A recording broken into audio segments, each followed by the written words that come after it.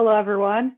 I am Abby Ryan Guido, and I'm an assistant professor of graphic and interactive design at the Tyler School of Art and Architecture, Temple University in Philadelphia.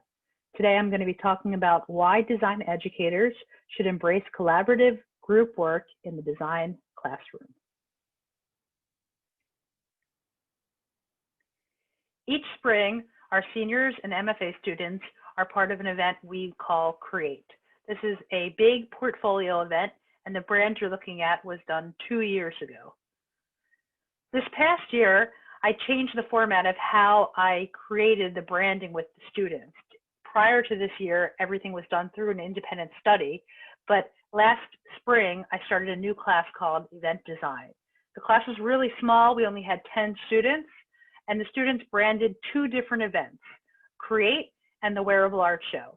And it was a new class, so I had to really promote it to get the students interested in signing up. And I had both seniors and juniors and MFA students in the class. And one of the big things the students were asked to do for day one was to bring their resumes for class. When the students came to class, they were each interviewed for a job on one of the 2 teams. This was very different from how I had worked with students in the past for this event.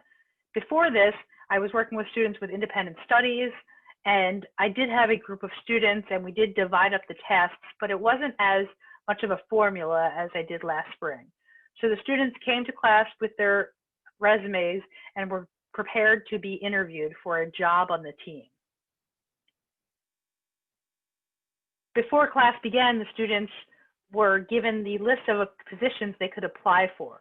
There was a lead strategist that would oversee the strategy for the event. There was a project manager who would work throughout the project with scheduling. They kept their timesheets. They helped balance the workload and just made sure the project stayed on the timeline that was set for it. The production manager worked on the production of all the files. They created a system to organize the files so all the students could access all the assets, and they kept things going throughout the project. We had a design manager. Now, I didn't want the design manager to be the creative director because I didn't want the student to have the only say in the creative direction for the project. So the design manager's job was more to help the students figure out what task on the team they would have and present all of the design work. And then there was the client manager that dealt with the communication with the client, whether it was myself for Create or an external client for the Wearable Art Show. The students began with some brainstorming, and today I'm just going to show you the work from Create, just for time's sake.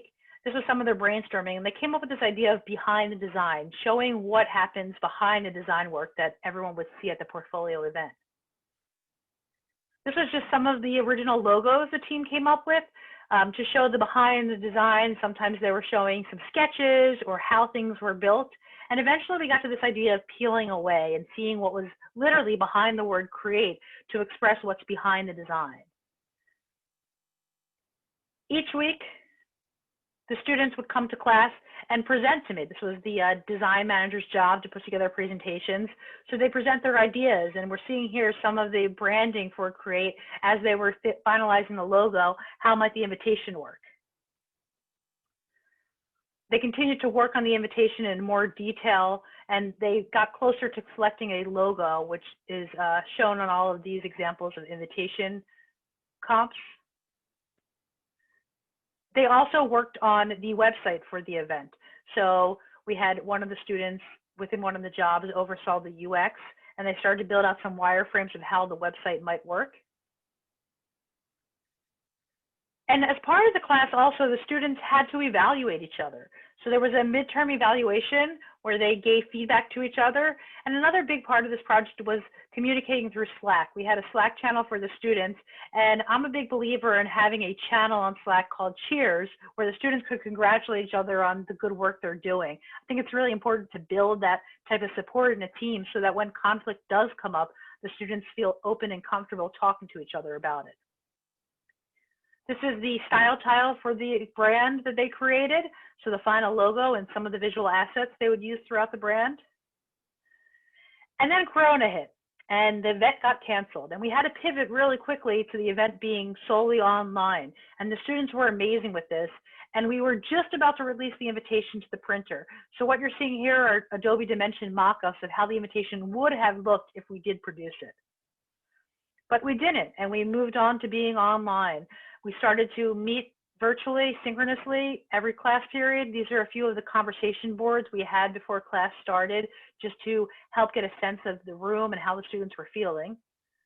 But the students pivoted amazingly. We moved the event to be more of a social media event. They moved everything to our Instagram account and really put more time into social media and the website. In addition to featuring the students, they also reached out to alumni to get feedback for finding your first job. And part of the stories we were publishing was that feedback from alumni. So it's just a spread of a lot of the different pages the students made for our Instagram account. And here is the website. So the website was also very important. And on the website, you could sort out the students by specialties. They created a Medium article to show the case study of the project. And this is just some of the feedback from the students who are part of the class.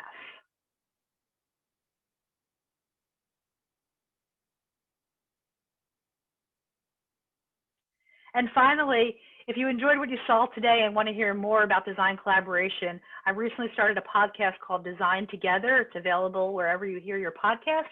Please check it out and feel free to reach out to me, Abby at temple.edu, with any feedback. Thanks so much for your time.